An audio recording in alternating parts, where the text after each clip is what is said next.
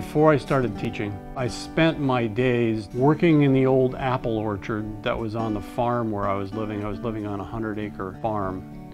And it wasn't very far from Harrisburg, so I went into the library, the state library, quite a number of times and read translations of ancient Chinese poetry, mostly from the Tang Dynasty. Streams are all I see.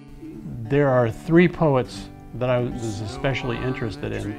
One of them is a guy named Wang Wei, and he wrote this poem called Deep in the Mountain Wilderness, and it's about a moment of beauty in the deep woods. And there's a little hint of something else in there, you know.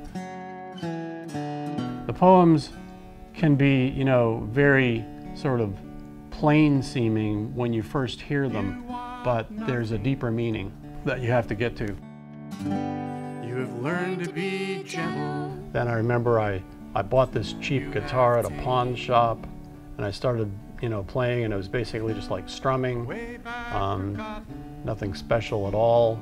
And then after that, you know, my kids came along eventually, and so I used to sing them to sleep at night.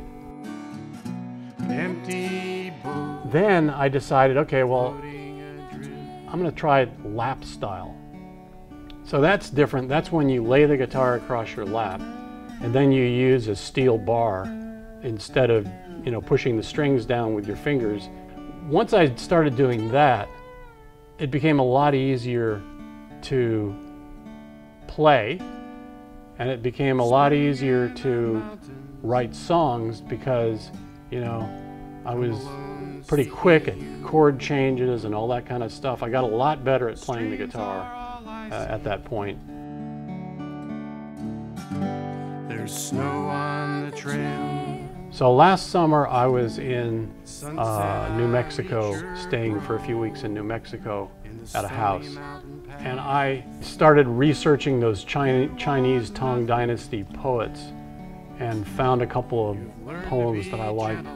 So what I would do is I would just sit there and I'd play a lot, just trying different chord progressions and stuff.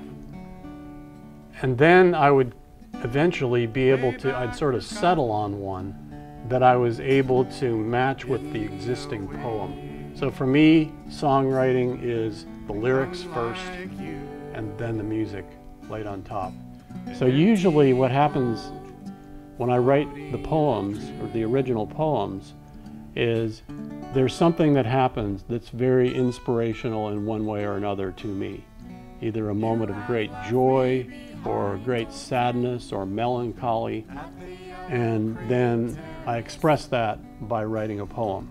On your way to Yangtze. There's one called Deep Blue Moment, and on that one what happens is a group of friends were seeing some people off. They were going off and we don't know whether we'd ever see them again.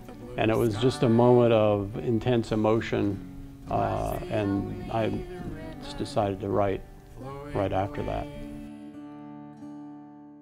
I think my being a teacher has informed me as a musician, because when you're a teacher, to a certain extent, you're a performer. And even though my nature is really pretty introverted, I can still speak to the audience pretty well, partially because I've done that in teaching for 39 years. Music is part of the beauty of life to me. A combination of the music setting a mood, taking you to a place, and the lyrics telling a story or expressing an idea. It feels good. It feels really good to play music. And it feels even better to play music well. Becomes one with the blue sky.